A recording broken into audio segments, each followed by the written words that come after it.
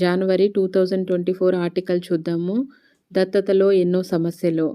మీకు ఈ ఛానల్ నచ్చితే షేర్ చేయండి, సబ్స్క్రైబ్ చేయండి, లైక్ చేయండి. ఇవి 1కి 2 సార్లు వినండి. Important editorials. ఎందుకంటే ఇప్పుడు అన్ని ఎగ్జామ్స్‌లో అనలిటికల్ బేస్ క్వెషన్స్ అడుగుతున్నారు కాబట్టి మనకు ఇన్ డెప్త్ నాలెడ్జ్ వస్తది. ఎలిమినేషన్‌కి బాగా హెల్ప్ అవుతది. పిల్లలు లేక బాధపడుతున్న దంపతులకు దత్తత ప్రక్రియ ఒక వరము.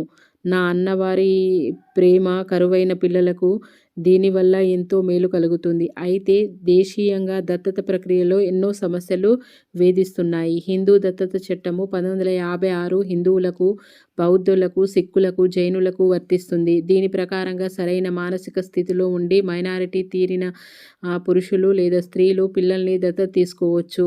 జువెనైల్ జస్టిస్ పిల్లల సంరక్షణ భద్రతా చట్టం 2015 సైతం దత్తతకు సంబంధించిన విషయాలను మరింత వివరంగా క్రోడీకరించింది. ఈ చట్టము హిందువుల్లో కలిపి అన్ని మతస్థులను వర్తిస్తుంది. దత్తతను పర్యవేక్షించేందుకు కేంద్రము ప్రత్యేక దత్తత ఏజెన్సీని నెలకొల్పింది. రాష్ట్ర ప్రభుత్వాలు సైతము తమ పరిధిలో దత్తత ఏజెన్సీలను ఏర్పాటు చేశాయి. వీటిని రెండింటి గుర్తింపు పొందిన సంరక్షణ కేంద్రాల నుంచి పిల్లల్ని ఎవరైనా దత్తత తీసుకోవచ్చు.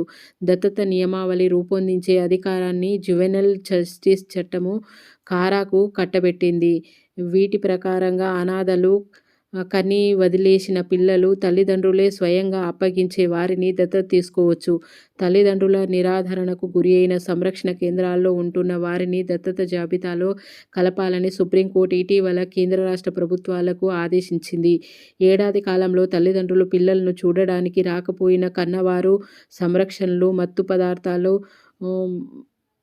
పదార్థాలు, మద్యానికి బానిస అయిన లాంటి పిల్లలకు దత్తతకు పరిశీలించాలని సూచించింది.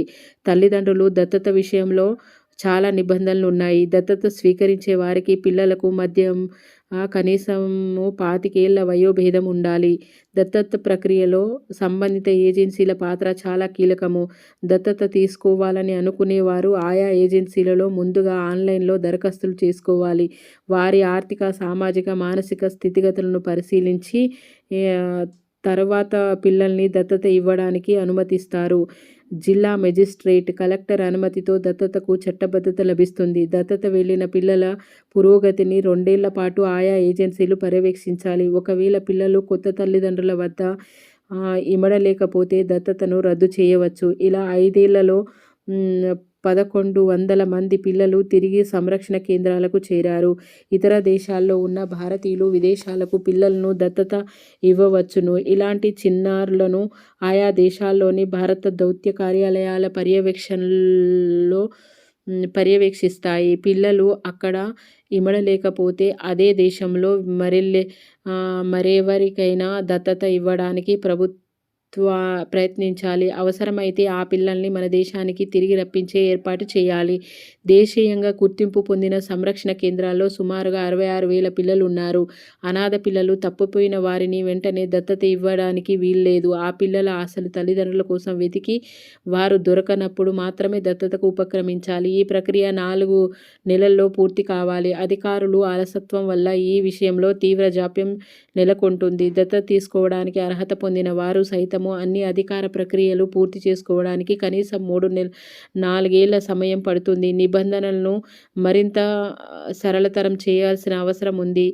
కారా గణాంకాల ప్రకారంగా గత ఆర్థిక సంవత్సరంలో 3,010 మంది పిల్లలను భారత్లోని వారికి 431 మందికి విదేశీయులకు దత్తత ఇచ్చారు. ఈ ఏడాది అక్టోబర్ వరకు మన దేశంలో కేవలం 2,146 మంది పిల్లల దత్తతకే అనుమతి ఉంది. మరోవైపు 30,000 మందికి పైగా దత్తత స్వీకారానికి పేరు నమోదు చేసుకొని తమ వంతు కోసము ఎదురు చూస్తున్నారు. చాలామంది 2 ఏళ్లలోపు పిల్లల్ని దత్తత తీసుకోవడానికి ఆసక్తి చూపడంతో మరో సమస్యగా మారింది. దత్తతను ఆమోదించడానికి 2022 వరకు జిల్లా న్యాయస్థానానికి అనుమతి ఉండేది. న్యాయస్థానాల్లో జాప్యానికి గుర్తించి చట్ట సవరణ చేసి ఆ అధికారాలను జిల్లా మెజిస్ట్రేట్కు బదలాయించారు. పాలన విధుల్లో మునిగి ఉండే కలెక్టర్లకు దత్తతపైన సరియైన దృష్టి సారించడానికి వీలుండడం లేదు. అందువల్ల దత్తతకు సంబంధించిన ప్రత్యేక వ్యవస్థను ఏర్పరచాలని చేస్తారని, దానివల్ల ఈ ప్రక్రియ వేగవంతమవుతుందని, 2 ఏళ్ల వయస్సు దాటిన పిల్లల్ని హక్కున చేర్చుకోవడానికి దంపతులు ముందుకు రావాలి. దానివల్ల ఎంతోమంది పిల్లలు తల్లిదండ్రుల ఆప్యాయత దక్కుతుందని, వారి జీవితాల్లో కొత్త వెలుగు నిండుతుందని దత్తత గురించి ఇచ్చారు. చూద్దాం ఇంకో ఆర్టికల్. దేశ ఆర్థికానికి బంగారు బాట. పురాతన కాలాల నుంచి భారతీయులు బంగారం ఆకర్షిస్తూనే ఉంది. తక్కువ లభ్యత స్వర్ణము విలువను పెంచింది. చక్కటి రంగు, మెరుపు, సాగే గుణాల వల్ల ఆభరణాల తయారీకి, నాణేల ముద్రణకు స్వర్ణం అత్యంత అనువైన లోహము. అందుకే దేశీయంగా ప్రజలు ఎంతో ఆపేక్షతో దాన్ని కొనుగోలు చేస్తున్నారు. భారతీయ సంస్కృతి సాంప్రదాయాల్లో బంగారము ప్రముఖ పాత్ర వహిస్తుంది. అందువల్ల దాదాపుగా అందరూ ప్రతి సంవత్సరము కొద్దో గొప్పో స్వర్ణం కొంటుంటారు. మరోవైపు పెట్టుబడి పరంగానూ పసిడి కీలకంగా నిలుస్తుంది.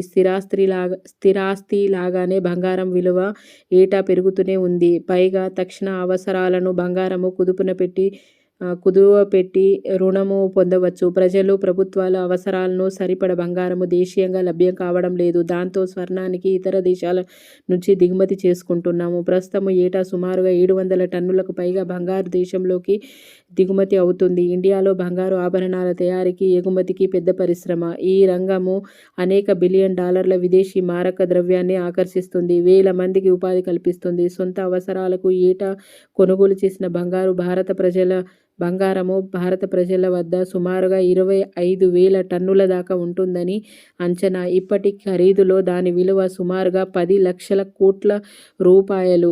రిజర్వ్ బ్యాంకు వద్ద కేవలం 800 టన్నుల బంగారమే ఉంది. ప్రజలు తమ వ్యక్తిగత బంగారాన్ని ఆభరణాలు, కడ్డీలు, అచ్చులు, నాణేల రూపంలో ఇళ్లలోనే, బ్యాంకుల లాకర్లోనూ దాచిపెడతారు. ఇంత బంగారము ప్రజల వద్ద ఊరకనే ఉండకుండా ఏదో ఒక మార్గంలో ఆర్థిక వ్యవస్థలో అది చురుకైన పాత్ర పోషించేలా చేయడము మేలైన విశ్లేషణలు వినిపిస్తున్నాయి. ఒకటి తరలిస్తే మరొకటి.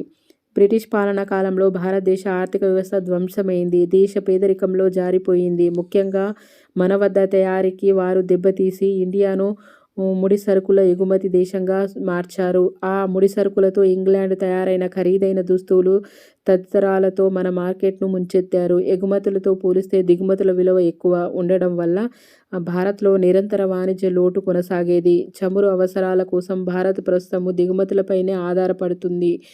దాని వల్ల వాణిజ్య లోటులోనూ తప్పట్టడం లేదు. బంగారు దిగుమతులు దానికి తోడవుతున్నాయి. 2022-23లో ఇండియా బంగారు దిగుమతుల విలువ సుమారుగా 3 లక్షల కోట్ల రూపాయలు.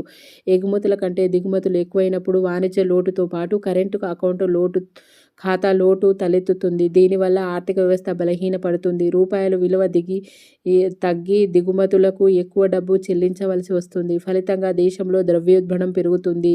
ఇలాంటి పరిస్థితుల్లో దేశంలో మదుపరులకు విదేశీ పెట్టుబడిదారులు ఆసక్తి చూపుతారు.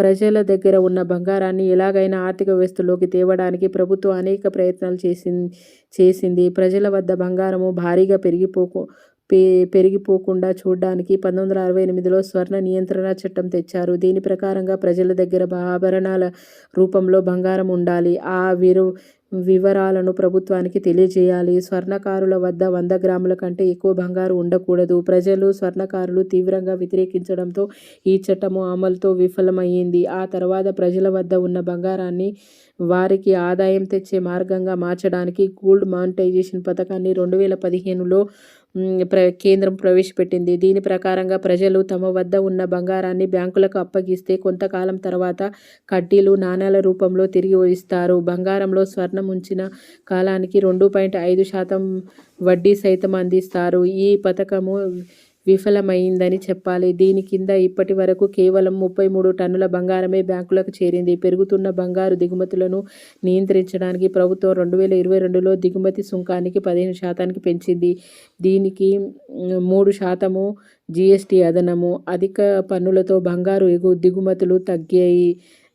అయితే దొంగ రవాణా జోరు అందుకుంది. చైతన్యంతోనే అమెరికాలో 1930లో తలెత్తిన ఆర్థిక సంక్షోభం నుంచి బయటపడడానికి డాలర్ ముద్రణకు, అందుకు కావలసిన బంగారము సేకరించడానికి ఇప్పటి అప్పటి అమెరికా అధ్యక్షుడు ఫ్రాంక్లిన్ డి రూజ్వెల్ట్ ప్రత్యేక చర్యలు తీసుకున్నారు. అమెరికా ప్రజలు బంగారు కొనకూడదని, తమ వద్ద ఉన్న స్వర్ణాన్ని ప్రభుత్వానికి విక్రయించాలని సూచించారు. దాన్ని అమెరికన్లు సహృదయంతో అనుసరించారు. బ్యాంకుల ముందు క్యూలలో నిలబడి బంగారాన్ని డాలర్ల రూపంలోకి మార్చుకున్నారు. ఈ ఉత్తర్వును 1947లో ఎత్తివేశారు.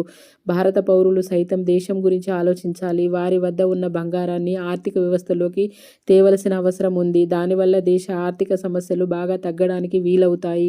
ఈ విషయంలో ప్రజలకు ప్రభుత్వం మరింత చైతన్యవంతం చేయాలి. ప్రజలు కూడా దీనికి సహకరించాలి. బాండ్ల రూపంలో దేశీయంగా ప్రజలు తగిన రుజువులతో ఎంత బంగారాన్నైనా తమ వద్ద ఉంచుకోవచ్చు. రుజువులతో సంబంధం లేకుండా పురుషులు 100 గ్రాములు, పెళ్లి కాని యువతకు 250 గ్రాములు, పెళ్లైన యువతులకు 500 గ్రాములు బంగారము తమ వద్ద దాచుకోవచ్చు. పెట్టుబడుల కోసం ప్రజలు బంగారాన్ని భౌతికంగా కాకుండా బాండ్ల రూపంలో కొనేలాగా చేయడానికి కేంద్రం ప్రత్యేక చర్యలు చేపట్టింది. ఇందులో భాగంగా 8 ఏళ్ల క్రితము సావరిన్ గోల్డ్ బాండ్స్ పథకాన్ని తీసుకొచ్చింది. 1 గ్రాము నుంచి 4 కిలోల దాకా స్వర్ణానికి విలువైన బాండ్లను ప్రజలు ఈ పథకంలో కొనవచ్చు. దీనిపై 2.5% వడ్డీ ఇస్తారు. నిర్దేశిత కాలము తర్వాత ఆ రోజు బంగారం రేటుతో డబ్బు ఇచ్చి బాండ్లను విముక్తి చేస్తారు. ఈ పథకము ఫలించిందనే చెప్పాలి. ఇంతవరకు దీని కింద 30,000 కోట్లకు పైగా విలువైన బాండ్లను ప్రజలు కొనుగోలు చేశారు. ఇవి ఈ 1 జనవరి ఎడిటోరియల్స్.